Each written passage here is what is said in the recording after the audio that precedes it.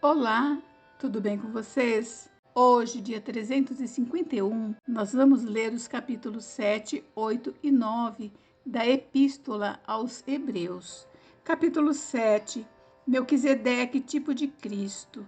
Porque este Melquisedeque, rei de Salém, sacerdote do Deus Altíssimo, que saiu ao encontro de Abraão quando voltava da matança dos reis e o abençoou, para o qual também Abraão separou o dízimo de tudo. Primeiramente se interpreta rei de justiça, depois também é rei de Salém, ou seja, rei de paz, sem pai, sem mãe, sem genealogia, que não teve princípio de dias nem fim de existência, entretanto, feito semelhante ao Filho de Deus, permanece sacerdote perpetuamente. O sacerdócio de Cristo é superior ao levítico.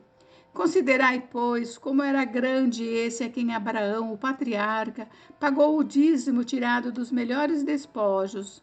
Ora, os que dentre os filhos de Levi recebem um sacerdócio têm mandamento de recolher, de acordo com a lei, os dízimos do povo, ou seja, dos seus irmãos, embora tenham estes descendido de Abraão. Entretanto, aquele cuja genealogia não se inclui entre eles, recebeu dízimos de Abraão e abençoou o que tinha as promessas.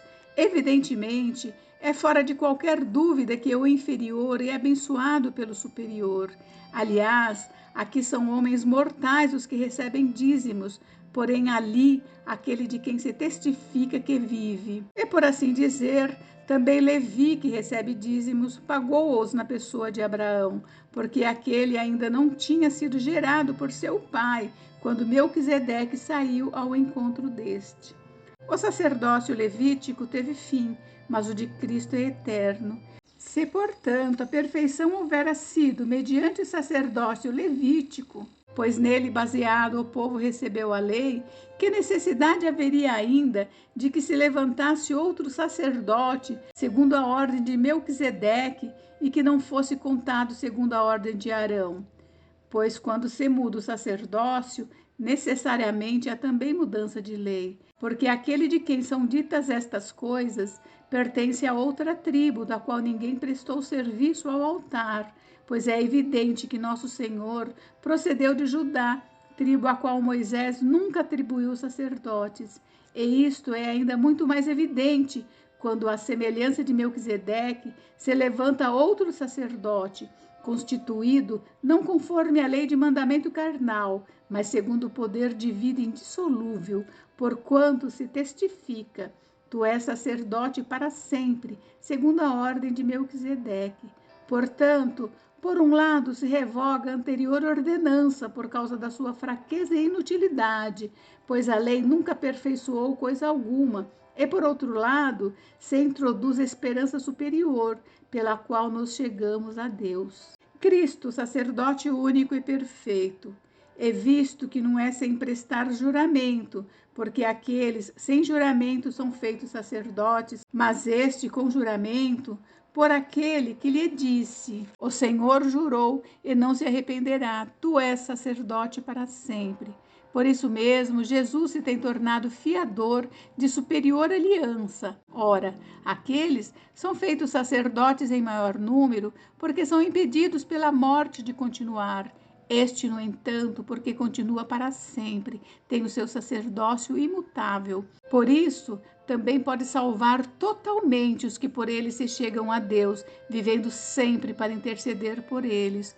Com efeito, nos convinha um sumo sacerdote como este, santo, inculpável, sem mácula, separado dos pecadores e feito mais alto do que os céus, que não tem necessidade, como os sumos sacerdotes, de oferecer todos os dias sacrifícios, primeiro por seus próprios pecados, depois pelos do povo, porque fez isso uma vez por todas, quando a si mesmo se ofereceu.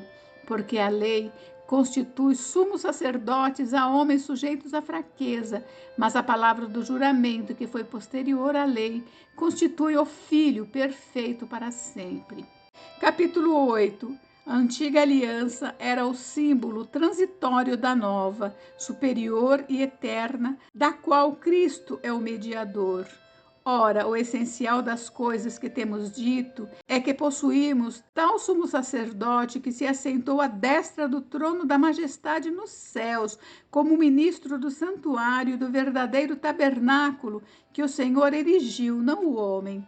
Pois todo sumo sacerdote é constituído para oferecer tanto dons como sacrifícios. Por isso, era necessário que também esse sumo sacerdote tivesse o que oferecer. Ora, se ele estivesse na terra, nem mesmo sacerdote seria, visto existirem aqueles que oferecem os dons segundo a lei, os quais ministram em figura e sombra das coisas celestes, assim como foi Moisés divinamente instruído quando estava para construir o tabernáculo, pois diz ele: vê que faças todas as coisas de acordo com o modelo que te foi mostrado no monte. Agora, com efeito, obteve Jesus ministério tanto mais excelente, quanto é ele também mediador de superior aliança, instituída com base em superiores promessas. Porque se aquela primeira aliança tivesse sido sem defeito, de maneira alguma estaria sendo buscado lugar para uma segunda. E de fato, repreendendo-os, diz: eis aí vem dias, diz o Senhor, e firmarei nova aliança com a casa de Israel e com a casa de Judá. Não segundo a aliança que fiz com seus pais no dia em que os tomei pela mão para os conduzir até fora da terra do Egito, pois eles não continuaram na minha aliança, e eu não atentei para eles, diz o Senhor. Porque esta é a aliança que firmarei com a casa de Israel depois daqueles dias, diz o Senhor. Na sua mente imprimirei as minhas leis, também sobre o seu coração as inscreverei, e eu serei o seu Deus, e eles serão o meu povo. E não ensinará jamais cada um ao seu próximo, nem cada um ao seu irmão, dizendo: conhece ao Senhor, porque todos me conhecerão, desde o menor deles até ao maior.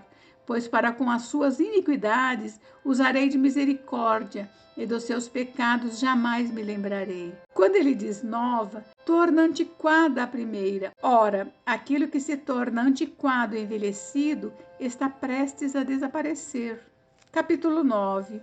Os ritos, ofertas e sacrifícios mosaicos eram imperfeitos e ineficazes. Ora, a primeira aliança também tinha preceitos de serviço sagrado e o seu santuário terrestre.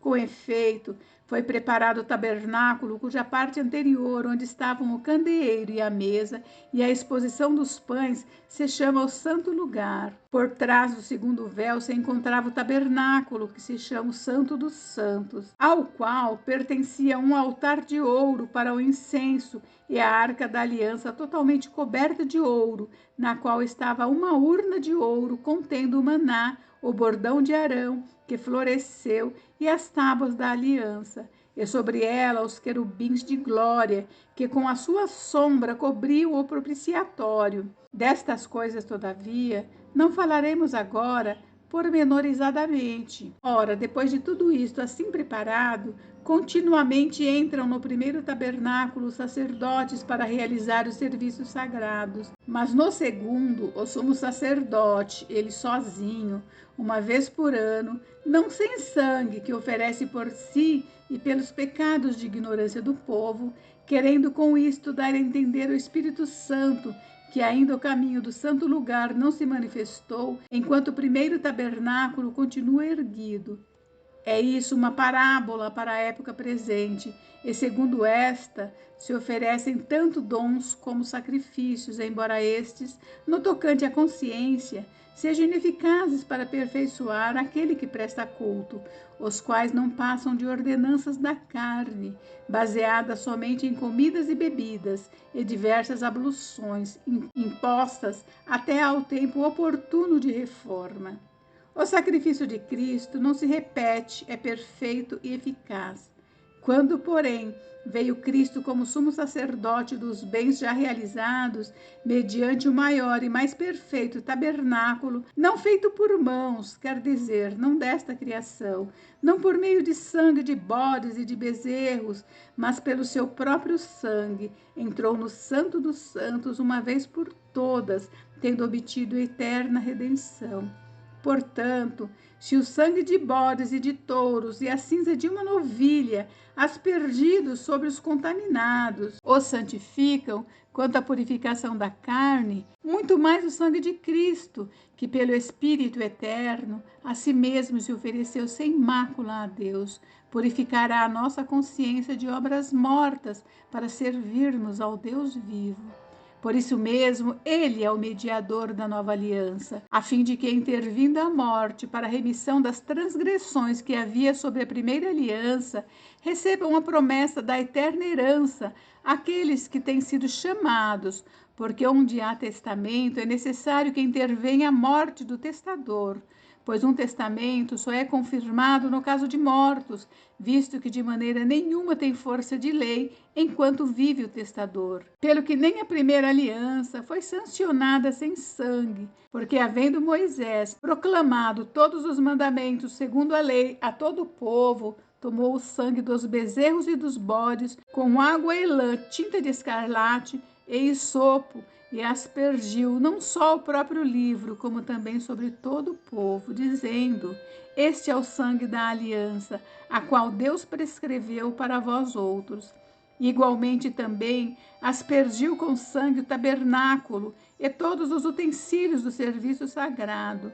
Com efeito, quase todas as coisas, segundo a lei, se purificam com sangue, e sem derramamento de sangue não há remissão. O sacrifício de Cristo é eficaz para sempre.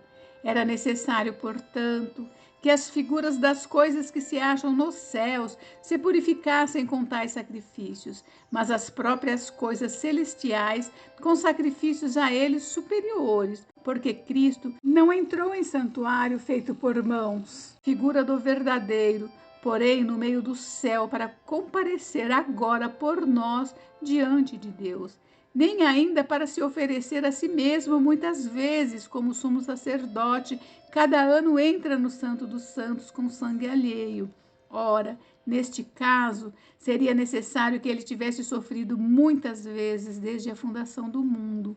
Agora, porém, ao se cumprirem os tempos, se manifestou uma vez por todas para aniquilar, pelo sacrifício de si mesmo, o pecado.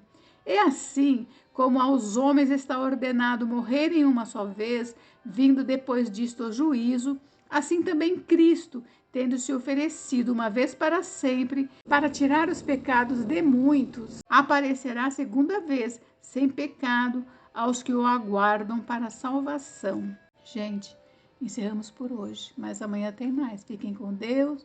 Deus abençoe vocês. Até amanhã. Beijos, beijos.